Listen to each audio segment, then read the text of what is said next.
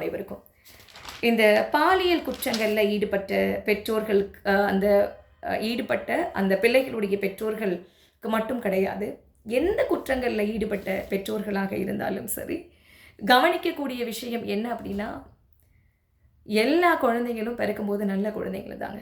நம்ம வளர்க்குற விதத்தில் தான் இருக்குது. ஸோ அப்போது உங்களுக்கு நமக்கு என்னையும் சேர்த்து சொல்கிறேன், ஒரு ஒரு முழு ரெஸ்பான்சிபிலிட்டி நமக்கு இருக்குது. இந்த நாட்டினுடைய வளர்ச்சியை குறித்து அவங்க எதிர்கால தூண்கள் அப்படின்னு சொல்லுவாங்க பிள்ளைகளை. அப்போது ஒவ்வொரு தனி மனிதன் தான் குடும்பம் ஆகிறாங்க. பல குடும்பங்கள் சேர்ந்தது தான் அந்த சமுதாயம். அப்போ ஒட்டுமொத்தமாக சமுதாயத்தின் மீது நம்ம பழி போட்டு நம்ம தப்பிச்சிட முடியாது, எஸ்கேப் ஆகிட முடியாது. நம்ம முதல்ல நம்ம குழந்தைங்களை ஒழுக்கமாக வளர்க்குறதுக்கு கற்றுக்கணும். அறநெறிகளை சொல்லி கொடுத்து வளர்க்கணும். வள்ளுவ பெருந்தகை சொல்லுவார், ஈன்ற பொழுதின் பெரிதுவக்கும் தன் மகனை சான்றோன் என கேட்ட தாய். ஒரு பெண்ணுக்கு மிகப்பெரிய சந்தோஷம், உச்சக்கட்ட சந்தோஷம் எது அப்படின்னா, அவங்க குழந்தையை பெற்றெடுக்கக்கூடிய அந்த தருணம் தான். அவங்களுக்கு அவங்க லைஃப்பில் எவ்வளோ பெரிய அச்சீவ்மெண்ட் பண்ணியிருக்கட்டுமே, என்ன பண்ணியிருக்கட்டுமே, அதில் அவங்களுக்கு பெரிய சந்தோஷம் கிடைச்சிருமா அப்படின்னா அதிலலாம் கிடையாது. பின்பு எதில் கிடைக்கும் அப்படின்னா, அவங்க ஒரு குழந்தையை பெற்று கையில் எடுக்கும் பொழுது அப்போ இருக்கக்கூடிய சந்தோஷம், அதுக்கு இணையானது எந்த சந்தோஷமும் கிடையாது இல்லையா? ஆனால் அந்த டைமையே, அந்த சந்தோஷத்தையே மிஞ்சியது ஒரு தருணமா. எது அப்படின்னா, ஈன்ற பொழுதின் பெரிதுவக்கும் தன் மகனை சான்றோன் என கேட்ட தாய். ஒரு அம்மா தெருவில் நடந்து போயிட்டே இருக்காங்க.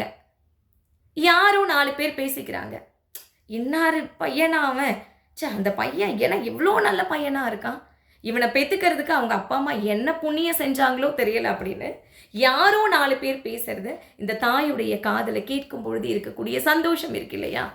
அவனை பெறும்பொழுது எவ்வளவு சந்தோஷம் இருக்கோ அதை மிஞ்சியது இந்த தருணம் அப்படின்னு சொல்கிறாங்க. அந்த மாதிரி பிள்ளைகளை வளர்க்குறது நம்முடைய தலையாய கடமை.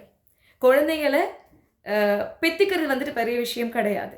பெற்றோர்கள் அப்படின்னு நமக்கு ஏன் பேர் தெரியுமா? குழந்தைங்களை இந்த பூமிக்கு நம்ம தந்திருக்கோம், இந்த சமுதாயத்திற்கு தந்திருக்கோம்.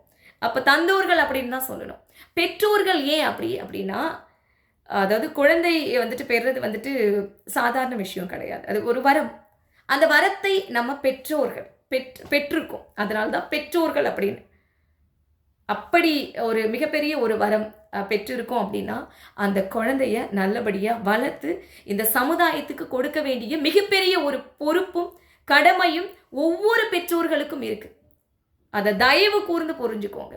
குழந்தைங்களுக்கு நல்ல துணிமணி வாங்கி கொடுக்கறது, சாப்பாடு கொடுக்கறது, அவங்களோட தேவைகள் எல்லாவற்றையும் நிறைவேற்றுறது மட்டும் பெற்றோர்களுடைய கடமை கிடையாது.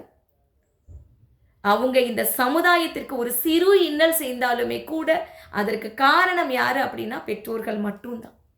அதனால குழந்தைங்களை அறநெறிகளை சொல்லி கொடுத்து வளருங்க.